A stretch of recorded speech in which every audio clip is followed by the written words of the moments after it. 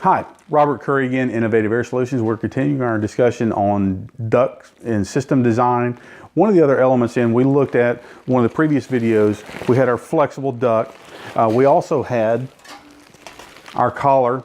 We had our piece of fiberglass duct. What connects all this together, the flex duct, as we talked about in the last video, this duct is larger than this collar, but the duct will actually fit, the inner liner will actually fit over this collar on the crimped end, and it's tightened down. Now, if this is a properly sized, it's a little bit difficult to get them on because they're sized very close together for a tight fit, but this is how it's put together. So this duct actually comes through here. We have air coming through our flex duct, through our damper, and back out to our grill.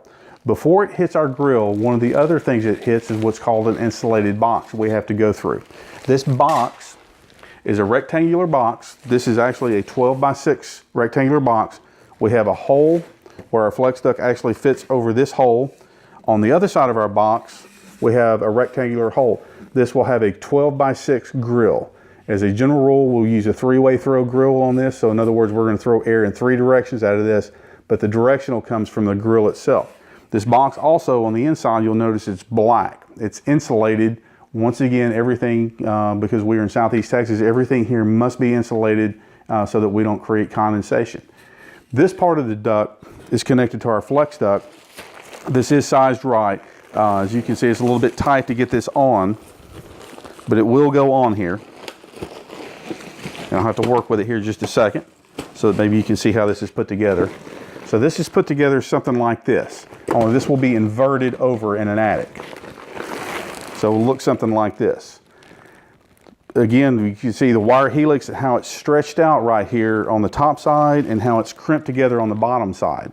This is a restriction of airflow, so we want to make sure to minimize these turns as much as we can, but I wanted to get this to where you can kind of actually see how these were put together.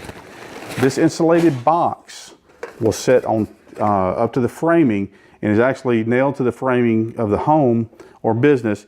And then down below, we have a hole cut in the sheetrock. This rectangular hole will be cut that will be the same size as the inside of this grill or this box. Once this cut is made, we're actually able to attach our grill, and we will shoot screws through here and here that will attach securely to this box. And we have to make sure they're sealed up with caulk around the edges. But once we put our grill on there, that completes our duct and how it's actually all put together.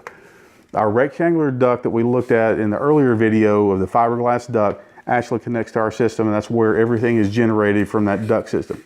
Once again, once it is properly designed, once it's put together, you'll create a system that's very quiet. You'll not be able to feel air coming out of the grills. You won't have hot or cold spots. If you do, you have a way to adjust and make compensation for it through the dampers and the collar that we looked at earlier. Again, this is Robert Curry, Innovative Air Solutions, 409-883-9616.